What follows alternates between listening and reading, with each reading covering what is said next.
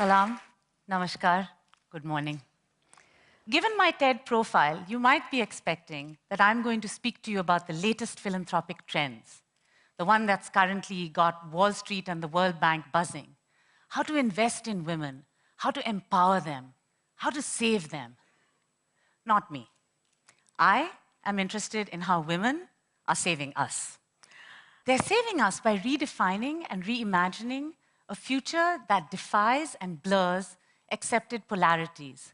Polarities we've taken for granted for a long time, like the ones between modernity and tradition, first world and third world, oppression and opportunity.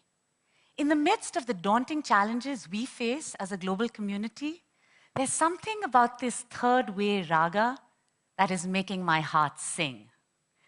What intrigues me most is how women are doing this, despite a set of paradoxes that are both frustrating and fascinating.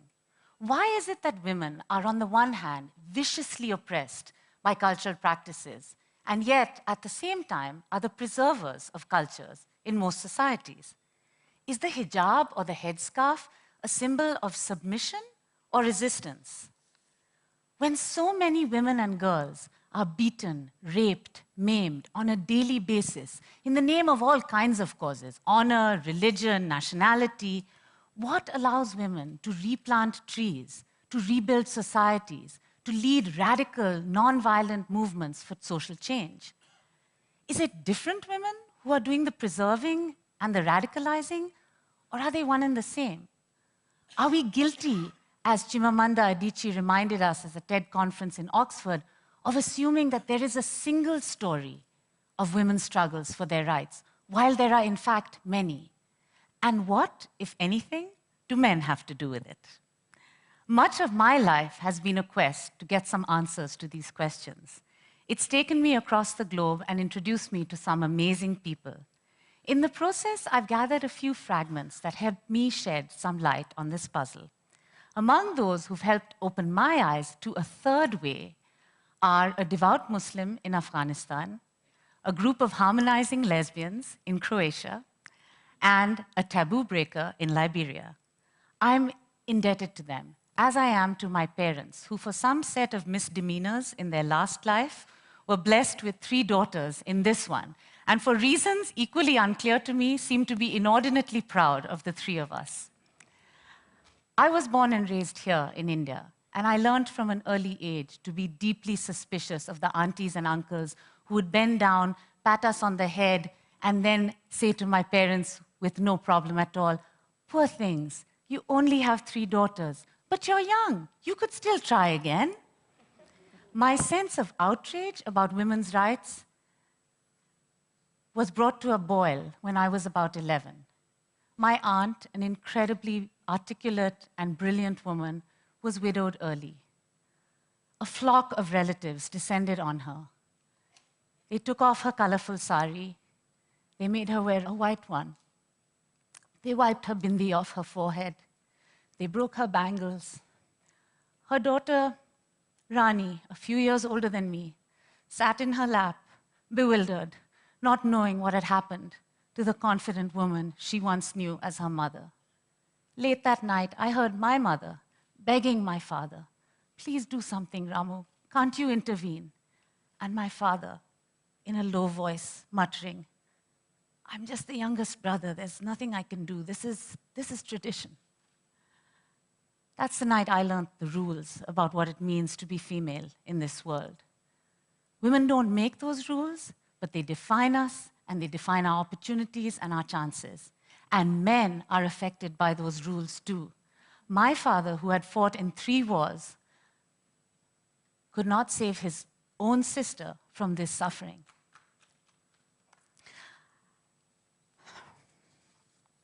By 18, under the excellent tutelage of my mother, I was therefore, as you might expect, defiantly feminist. On the streets, chanting, "Hum Bharat ke nari hai, phool nahi chingari hai." We are the women of India. We are not flowers. We are sparks of change. By the time I got to Beijing in 1995, it was clear to me the only way to achieve gender equality was to overturn centuries of oppressive tradition.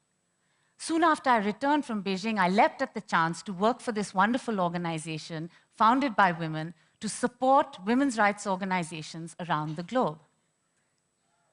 But barely 6 months into my new job, I met a woman who forced me to challenge all my assumptions. Her name is Sakina Yaqubi. She walked into my office at a time when no one knew where Afghanistan was in the United States. She said to me, "It is not about the burqa." She was the most determined advocate for women's rights I had ever heard. She told me women were running underground schools in her communities inside Afghanistan, and that her organization, the Afghan Institute for Learning, had started a school in Pakistan. She said the first thing anyone who is a Muslim knows is that the Quran requires and strongly supports literacy. The Prophet wanted every believer to be able to read the Quran for themselves. Had I heard right? Was a women's rights advocate invoking religion? But Sakina defies labels. She always wears a headscarf, but I've walked alongside with her on a beach with her long hair flying in the breeze. She starts every lecture with a prayer, but she's a single, feisty, financially independent woman in a country where girls are married off at the age of 12. She is also immensely pragmatic. This headscarf and these clothes, she says, give me the freedom to do what I need to do to speak to those whose support and assistance are critical for this work. When I had to open the school in the refugee camp, I went to see the imam. I told him, I am a believer, and women and children in these terrible conditions need their faith to survive. She smiled slyly. He was flattered. He began to come twice a week to my center because women could not go to the mosque. And after he would leave, women and girls would stay behind. We began with a small literacy class to read the Quran, then a math class, then an English class, then computer classes. In a few weeks, everyone in the refugee camp was in our classes. Sakina is a teacher at a time when to educate women is a dangerous business in Afghanistan. She is on the Taliban's hit list. I worry about her every time she travels across that country. She shrugs when I ask her about safety. Kavita Jan, we cannot allow ourselves to be afraid. Look at those young girls who go back to school when acid is thrown in their face. And I smile and I nod, realizing I'm watching women and girls using their own religious traditions and practices, turning them into instruments of opposition and opportunity.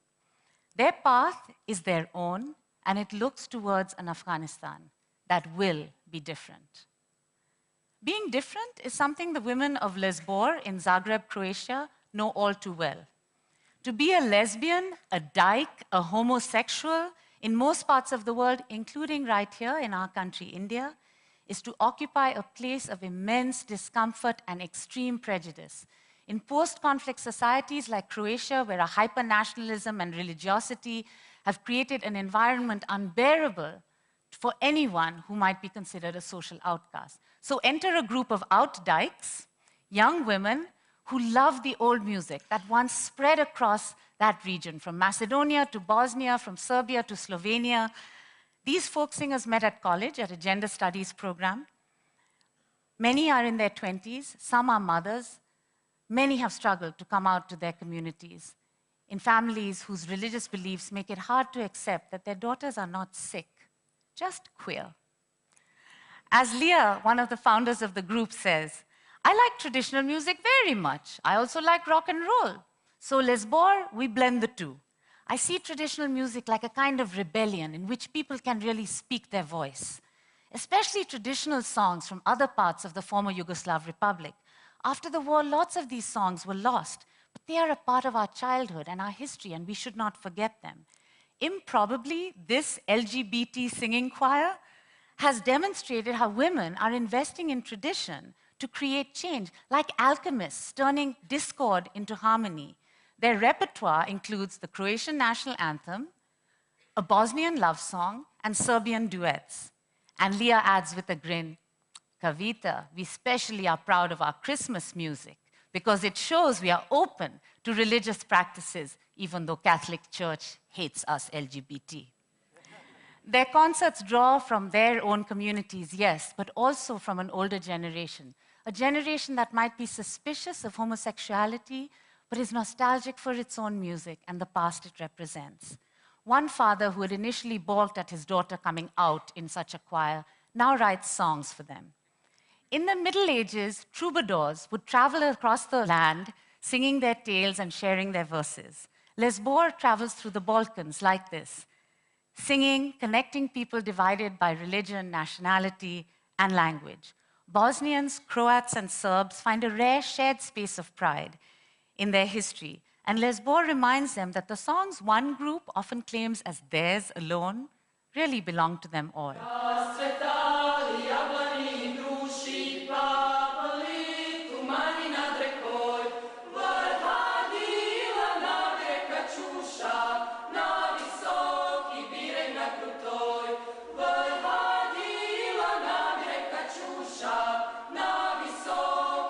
Yesterday, Malika and Usha showed us that music can create a world more accepting of difference than the one we have been given. The world Lema Bowie was given was a world at war. Liberia had been torn apart by civil strife for decades. Lema was not an activist. She was a mother of 3, but she was sick with worry. She worried her son would be abducted and taken off to be a child soldier. She worried her daughters would be raped. She worried for their lives. One night, she had a dream. She dreamt she and thousands of other women ended the bloodshed. The next morning at church, she asked others how they felt. They were all tired of the fighting. We need peace, and we need our leaders to know we will not rest until there is peace. Among Lema's friends was a policewoman who was Muslim. She promised to raise the issue with her community. At the next Friday's sermon, the women who were sitting in the side room of the mosque began to share their distress at the state of affairs. What does it matter, they said. A bullet doesn't distinguish between a Muslim and a Christian. This small group of women determined to bring an end to the war, and they chose to use their traditions to make a point. Liberian women usually wear lots of jewelry and colorful clothing. But no, for the protests, they dressed all in white. No makeup. As Lema said, we wore the white, saying we were out for peace. They stood on the side of the road on which Charles Taylor's motorcade passed every day. They stood for weeks. First just 10, then 20, then 50, then hundreds of women wearing white, singing, dancing, saying they were out for peace. Eventually, opposing forces in Liberia were pushed to hold peace talks in Ghana. The peace talks dragged on and on and on. Lema and her sisters had had enough. With their remaining funds, they took a small group of women down to the venue of the peace talks and they surrounded the building. In a now famous CNN clip, you can see them sitting on the ground, their arms linked. We know this in India. It's called a gherao. Then things get tense. The police are called in to physically remove the women. As the senior officer approaches with a baton, Lema stands up with deliberation, reaches her arms up over her head, and begins very slowly to untie her headdress that covers her hair. You can see the policeman's face. He looks embarrassed, he backs away, and the next thing you know, the police have disappeared. Lema said to me later, "It's a taboo, you know, in West Africa. If an older woman undresses in front of a man because she wants to, the man's family is cursed."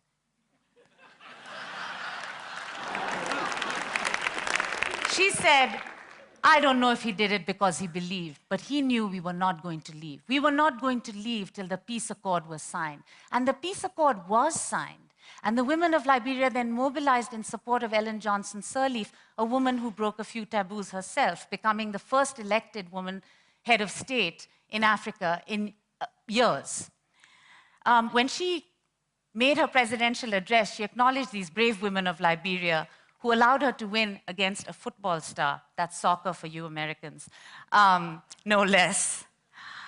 Women like Sakina and Leah and Lema have humbled me and changed me and made me realize that I should not be so quick to jump to assumptions of any kind. They've also saved me from my righteous anger by offering insights into this third way. A Filipina activist once said to me, How do you cook a rice cake with heat from the bottom and heat from the top? The protests, the marches, the uncompromising position that women's rights are human rights, full stop. That's the heat from the bottom. That's Malcolm X and the suffragists and gay pride parades. But we also need the heat from the top. And in most parts of the world, that top is still controlled by men. So to paraphrase Marx, women make change, but not in circumstances of their own choosing. They have to negotiate. They have to subvert tradition that once silenced them in order to give voice to new aspirations. And they need allies from their communities. Allies like the imam, allies like the father who now writes songs for a lesbian group in Croatia, allies like the policeman who honored a taboo and backed away, allies like my father, who couldn't help his sister but has helped 3 daughters pursue their dreams. Maybe this is because feminism, unlike almost every other social movement, is not a struggle against a distinct oppressor. It's not the ruling class or the occupiers or the colonizers. It's against a deeply held set of beliefs and assumptions that we women far too often hold ourselves.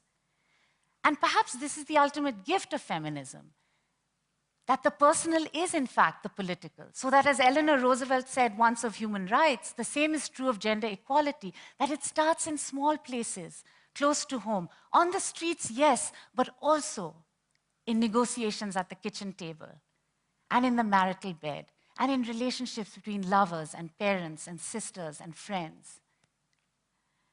And then you realize that by integrating aspects of tradition and community into their struggles, women like Sakina and Leah and Lema, but also women like Sonia Gandhi here in India and Michelle Bachelet in Chile and Shirin Ebadi in Iran are doing something else. They're challenging the very notion of Western models of development.